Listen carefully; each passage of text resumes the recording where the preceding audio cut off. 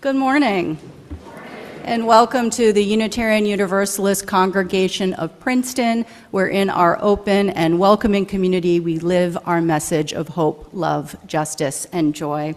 We extend a special welcome to our visitors this morning and invite you to stop by our welcome table in Robinson Lounge if you haven't had the chance to do that, so we can get to know you and add you to our list so we can share the many events and activities happening here at UU Princeton. Again, welcome to everyone. It is good to be together. Speaking of our many events and activities, we have a few announcements this morning. This morning after service, we're invited to join Jackie Hallow, the program coordinator of Friends of Princeton Open Space for a fall forest walk and talk. Jackie is with us this morning. Jackie, where are you? Welcome. We're so glad to have you with us and for all the good works that you do in our community. Enjoy the fall foliage together in Community Park North and learn about the 25-acre restoration project. The walk is expected to take about 30 to 40 minutes. Please meet in the building entranceway at 11:45 if you'd like to join in that. This coming week is our annual monthly luncheon program that's put on by the Women's Alliance this Thursday, November 20th, from noon to 2 in the Founders Room. Lunch begins at noon. Please bring a sandwich or salad. Dessert and beverages are provided, and it's followed by a panel on caring for immigrants in New Jersey. All are welcome to attend the lunch, the program, or both.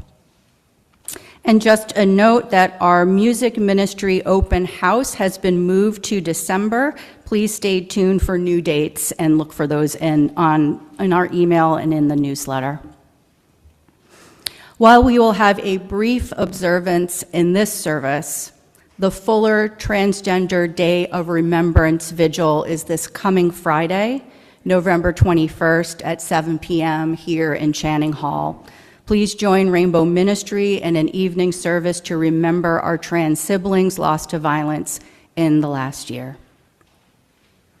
We also want to remind everyone to please join our own Buzz Herman, who is conducting Ann Suden Outer as soloist next Sunday, November 23rd at 3 p.m. for the Bloomfield Symphony Orchestra's concert at Bloomfield High School. You can find more information via email. And finally, we are currently accepting donations for our annual Gather and Give food drive to benefit Arm in Arm. Please bring in your non-perishable food donations by next Sunday, November 23rd. There are some lists circulating. You can find the full grocery list online. There's also some copies in Robinson Lounge. Just please, we can't accept turkeys. And, except for maybe us. But remember as you come in to keep one item with you, because we will have everyone place an item on our blessing table during the worship service.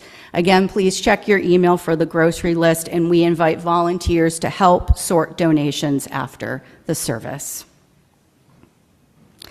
And now, come, my friends, let us co-create again a sanctuary grounded in our truth-seeking and held within compassion, our compassion for ourselves, for one another, and the world. We invite you to bring in your individual burdens and longings as we seek to uncover in our midst new senses of hope. Come, let us journey together. Come, let us worship.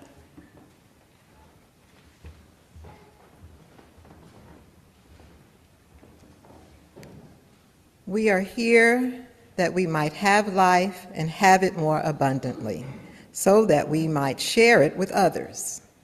Come, let us join together as a generous people. Please join me in the unison affirmation printed in your order of service.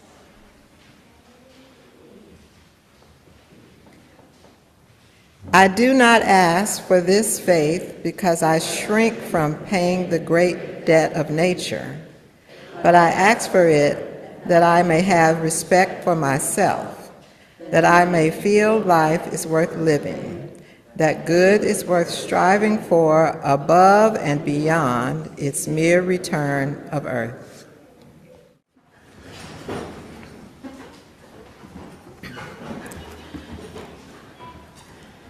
The Transgender Day of Remembrance, also known as TDOR, originated in 1999 when transgender advocates Gwendolyn Ann Smith, Nancy Nangeroni, and Jahaira D'Alto held a vigil to honor the memory of Rita Hester, a black transgender woman who was killed in 1998, and Chanel Pickett, a black transgender woman who was killed in 1995. The vigil remembered all transgender people lost to violence since Hester's death and led to the annual day, November 20th, of remembering those lost each year to anti-transgender violence. As Gwendolyn Ann Smith said, Transgender Day of Remembrance seeks to highlight the losses we face due to anti-transgender bigotry and violence.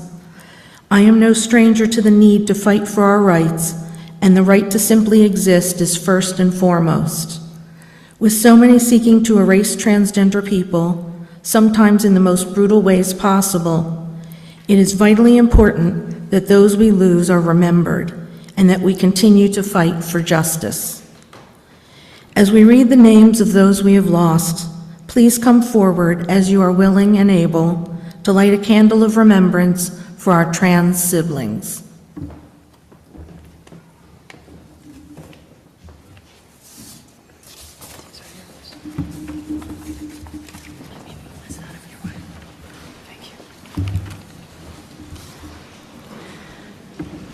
Honey Walker, 37, from Rochester, New York.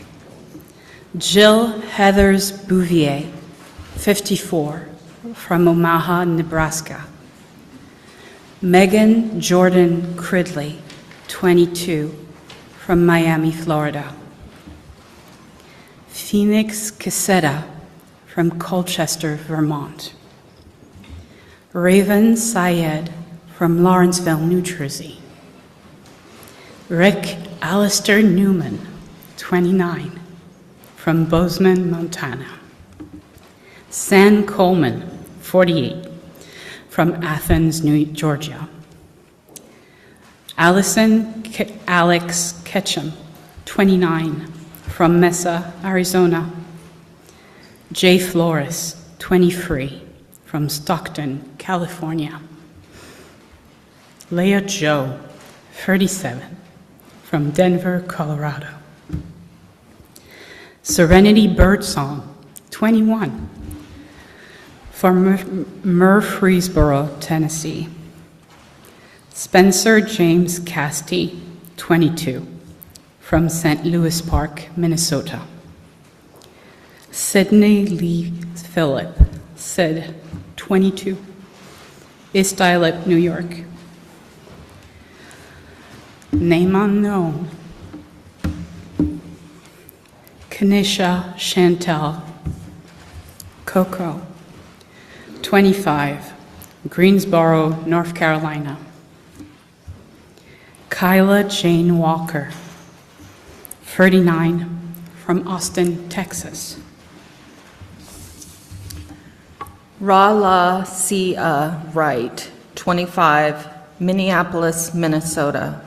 Roy Mora, 15, Fort Bragg, California. Aziza Z. Barnes, 31, Oxford, Mississippi. Cam Thompson, 18, Tuscaloosa, Alabama. Mika Shabazz, 46, Columbus, Ohio. Johnny Adamoff, 29, Seattle, Washington. Parker Savariza, 15, Setauket, New York. Aliza Ray Shop, Syracuse, New York. Aubrey Damroon, 25, Ottawa County, Oklahoma. Tahiri Broom, 29, Southfield, Michigan. Sam Norquist, 24, Canandaigua, New York. Irvina Johnson, 25, Tabor City, North Carolina. Amory Dior, 23, Milwaukee, Wisconsin. Linda Basira Moran, 30, Los Angeles, California. Jordan J.J. May, 17, Ocean Springs, Mississippi. Caitlin Renata Benoit, 15, Rochester, New York. Katoria Lacyntia Banks, Otaugaville, Alabama. Nora Orwitz, 38, Virginia Beach. Kelsey Ellen, 25, St. Louis, Missouri. Shai Parius Dupree, 32, from Memphis, Tennessee. Carmen Wells, 25, from Detroit, Michigan. Charlotte Fosgate, 17, from Portland, Oregon. Jonathan Joss, 59, from San Antonio, Texas. Tessa June, 21, from North Carolina. Jax Grattan, 34, from Lakewood, Colorado. Hope Laika Youngblood, 49, from Los Angeles, California. Emma Slaba, 24, Fort Waynes, Indiana. J.J. Godbey, 26, from Canton, Ohio. Christina Hayes, 28, from Detroit, Michigan. Gabrielle Cam Nguyen, from Colorado. Lily Dawn Harkins, from Colorado. Kia Lee Tabitha Roberts, 55, West Valley City, Utah. Kamora Woods, 27, Indianapolis, Indiana. Art Cassidy Beowulf Gibson, 23, Portland, Oregon. Nathaniel Nada Pabon Cruz, Bayamon, Puerto Rico. Dream Johnson, 28, Washington, D.C. Blair A. Sawyer, 27, Louisville, Kentucky. Rosa Machuca, 24, Austin, Texas. K.C. K. Holmes, Ree, 31, Lynchburg, Virginia. Onyx Cornish, 18, Caldwell, Idaho. Aurora Alexa Luna Pellegrina, 35, Longside, New Jersey. Robin James Post, 48, Erie, Pennsylvania. Blake Strum, 25, Roanoke, Virginia. Blaze Alexander Bala Mason, 17, Aurora, Colorado. Scarlett, 21, Hawthorne, Nevada. Tierra Love Tori Jackson, 37, Charlotte, North Carolina.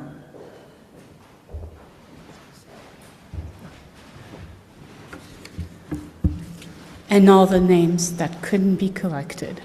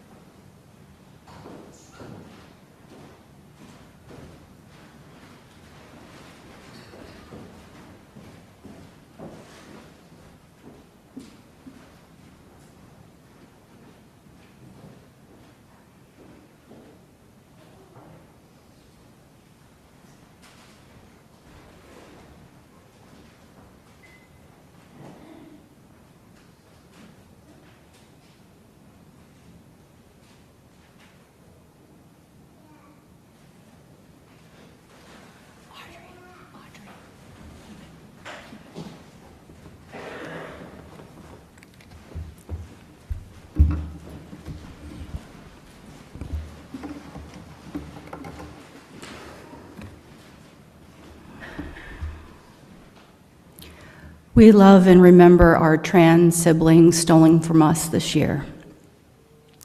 We love and remember all our ancestors stolen from us throughout time and space. Our hearts are broken. May we find the care in our community to keep grieving and keep loving and keep living. Please join with me in this prayer by Laura Conkle. Life, soul, love, we call out to you in our grief and our rage. We call out to you in our terror and exhaustion. Please help us to gather ourselves together and to each other. Give us strength, give us comfort, give us care. Life, soul, love, we call out to you in our need for support and change. We call out to you in our dreams and wishes.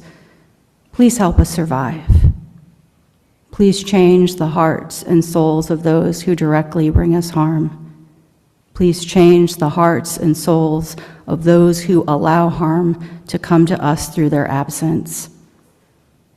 Life, soul, love, we call out to you in our sacred wholeness. We call out to you in our full humanity.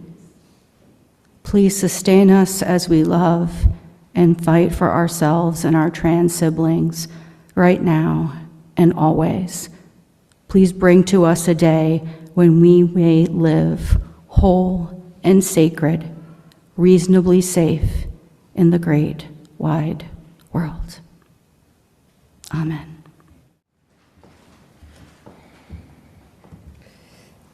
Our theme for this month's Chalice Circle is prosperity. In exploring the idea of prosperity, my first question was, can a person singularly experience prosperity? In religious settings, the word prosperity may have many negative connotations. I have my own flashbacks of the dialogue, or should I say rhetoric on prosperity in those contexts, particularly the context of the Christian church. Just a little background here is needed. I was raised Baptist. We were so Baptist that my first years of schooling were at a Catholic church with the financial support of my mother's parents. But I say we were so Baptist, or very much Baptist, because as soon as my father got a hint that I believed I was Catholic, I was quickly withdrawn from the Catholic school and registered at my assigned local public school. All that aside, in the Christian tradition, there has been, and I certainly hope it is a past tense, something known as the prosperity gospel. Some of you may be familiar with the term prosperity gospel or have heard the expression, name it and claim it.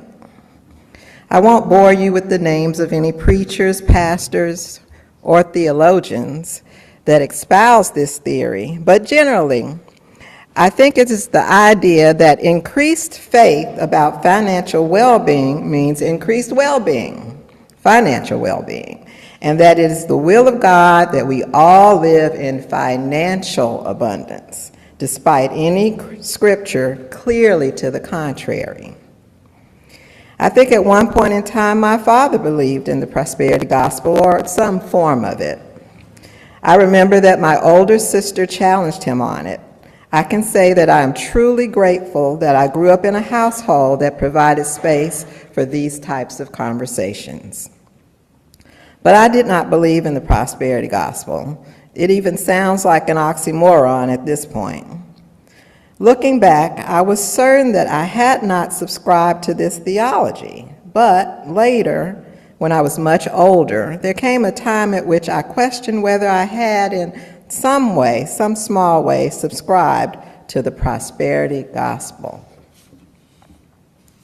One time I was in a Bible study group, and I had to write and share a testimony of sorts about my Christian formation and my prayer life. So on that occasion, in sharing my lived experience, in the midst of all my statements, I said something to the effect of, I've gotten everything I've ever prayed for. Well, why on earth would I ever say such a thing out loud? After the class was over, the leader of the Bible study told me in the nicest way, in your testimony, you said you've gotten everything you've ever prayed for. Don't say that. You don't want people to think you were born with a silver spoon in your mouth. I respectfully responded with a half smile and nodded in affirmation, but I left church that day somewhat troubled. Me, born with a silver spoon in my mouth? I was born in Birmingham, Alabama in the late 1960s into a small house with one bathroom for the 5 of us.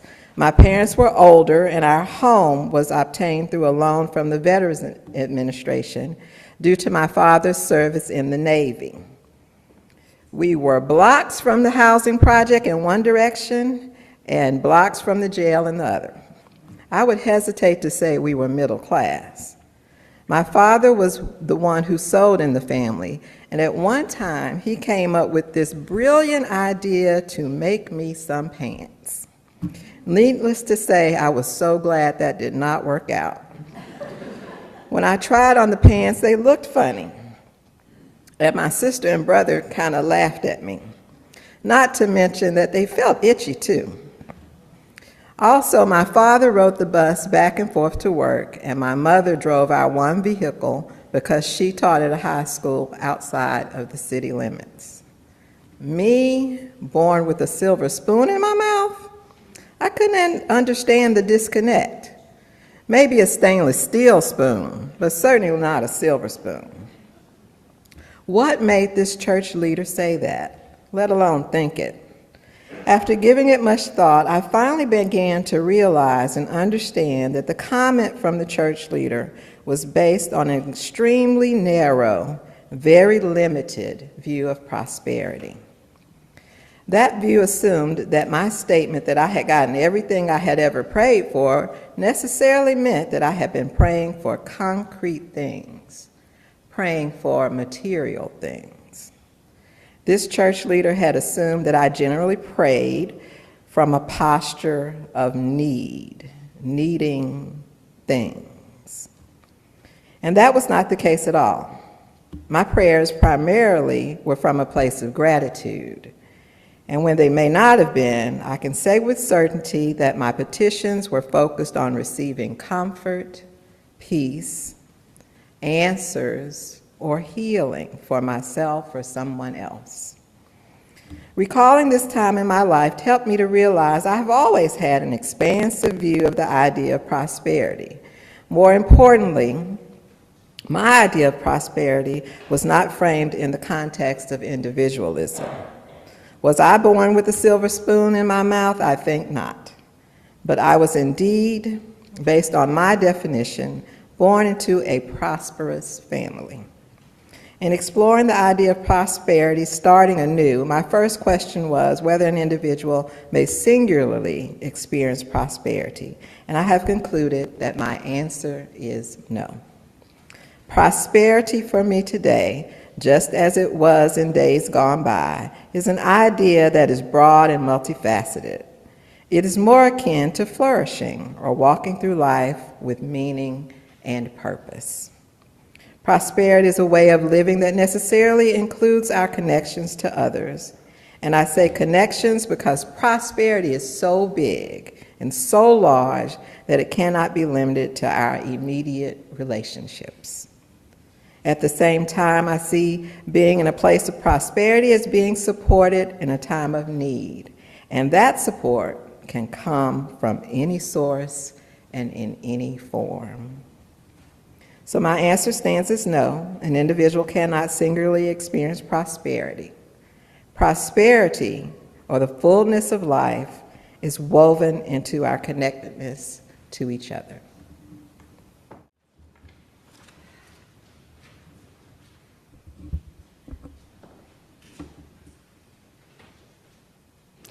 A modern wisdom story by Rabbi Mark Gelman begins. Before there was anything, there was God, a few angels, and a huge swirling glob of rocks and water with no place to go. The angels asked God, "Why don't you clean up this mess?" So God collected rocks from the huge swirling glob and put them together in clumps and said, "Some of these clumps of rocks will be planets, some of these will be stars, and some of these rocks are just rocks." And then God collected water from the huge swirling glob and put it together in pools of water and said, "Some of these pools of water will be oceans, and some will be clouds, and some of this water will just be water." And then the angel said, "Well, God, it's neater now, but is it finished?" And God answered, "Nope." So on some of the rocks, God placed growing things and creeping things and things that only God knows what they are.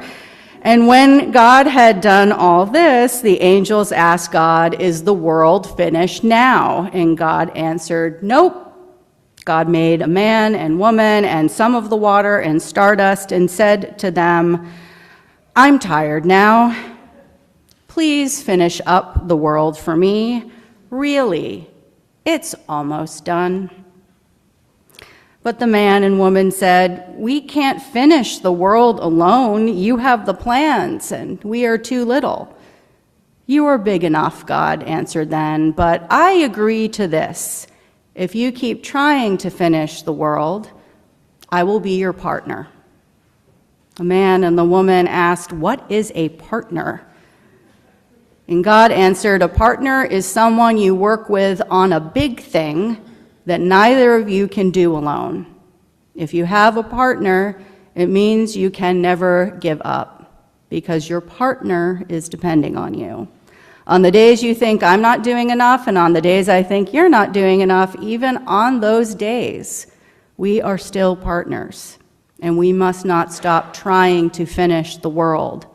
That's the deal." And they all agreed. Then the angels asked God, "Is the world finished yet?" And God answered, "I don't know. Go ask my partners." We could imagine these first two people not being particularly comforted in the assurances of their silent, unseen partner.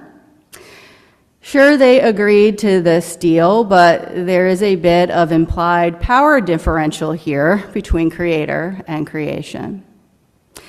There must have been worry that their idea of finished and God's idea of finished might be different. In time, these two people become more, and in that multiplicity, varying and different ideas amongst their descendants on the aim of being finished, or the plans of being finished, or that the idea of being finished is a worthy concept at all. In the 13.8 billion years since the Big Bang, and the much shorter 300,000 years since modern humans evolved here on Earth, we have as many or more ideas of life's purpose as the over 8 billion people who exist here, working and playing and growing and changing, living and dying. As the sacred circle of life turns, we have welcomed about 250 new babies worldwide in the last minute. And in the same time frame, we have said goodbye to 120 people as their lives have come to an end. In the middle, regardless of our life's time span, our personal and communal story is constant creation.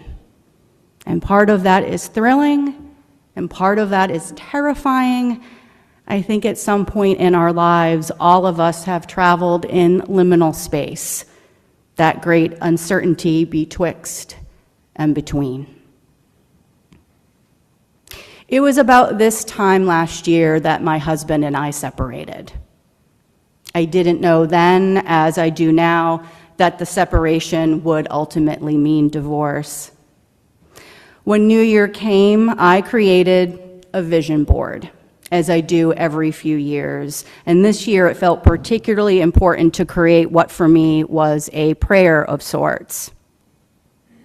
A prayer made of pictures and words from magazine clippings of some of the things I wanted to ground myself in as the year unfolded. There are butterflies and snakes, symbols of transformation, and because it is me, one of the snakes is a photo of a diamond-encrusted gold necklace, because it is pretty. There are a few ladybugs for luck. There are flowers to remind myself of planting, the patience of waiting, and bloom. I don't usually choose a word for the year, as some do, but this year that felt important. And so in cut-out letters in the middle of the board, the word prosperity is pasted. Whatever came to be, I wanted to focus on well-being of body, mind, and spirit, on the abundant blessings in my life in the form of friends and family, and, yes, too, the fostering of a sense of physical security and stability. The word prosperity became an invocation, an inviting in of intention and guidance. There were and are, of course, days, and this is easier than others. Some days, or at least moments in those days, a sense of abundance in the face of loss feels impossible. Some days I'm singing joyfully along with K-pop in the car, and sometimes there is yelling loudly to the heavens in language inappropriate for me to share from this pulpit. All of us have dealt with personal loss, perhaps also in this past year. Loss of relationship, loss of a loved one who has died, loss of employment, loss of mobility, loss of well-being in a time of illness. We too are holding and sharing communal loss, loss of civil rights and protections, loss of access to what some call benefits and we call our sacred responsibility to one another, and that's by providing access to education, healthcare, food and shelter, and a reasonable amount of safety.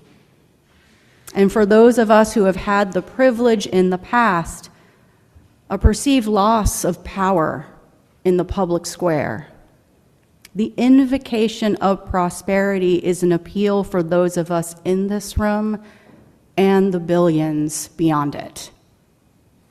It can be a profound spiritual crisis for those of us who have experienced progress in social reform for most of our lives, who've witnessed the gain of equity and rights we have championed and actively worked towards, to now be living amidst a time of reversal. It would also be negligent for us not to remind each other that our social systems, namely our government and its laws and regulations, have always left people out from its protections. And what existed before 2025, while nowhere near the inclusive and fair system our religious values insist on, yet the dismantling of what we knew was at the least better than this is heartbreaking. And that's nothing compared to those of us further limited and threatened by the schemes of those in power who insist only they prosper. I do not ask for this faith because I shrink from praying the great depth of nature, wrote 19th century Universalist Eunice Hale Waite Cobb, whose words we read earlier together in our unison affirmation. But I ask for it, that I may have respect for myself, that I may feel life is worth living, that good is worth striving for above and beyond its mere return of earth. A universalist of that time period, Eunice held what was a radical belief, that God loved humanity so much, no person would be damned to hell for all eternity. If not for the fear of hell, with what motivation do we mortals have to keep from sin, was the counter argument. This faith, she writes, is not about looking to absolve oneself from punishment from a vengeful deity, but that one does good for the benefit of goodness and as an extension of God's love and grace outwards, out beyond ourselves, not for a return material benefit back to oneself. A champion of women's rights, active in the temperance movement, frequent contributor to Universalist publications and Sunday schools, and admired for speaking in a way, it is said, that commanded the room. It seems Eunice strived in many ways alongside others to together be such an extension of God's love and grace. And above all else, she added to this selection of prose, I ask for that faith because it makes life grand and gives to us sublime possibilities. And further, it gives a substance of joy and bliss which nothing earthly ever gave, and which nothing of earth can take away.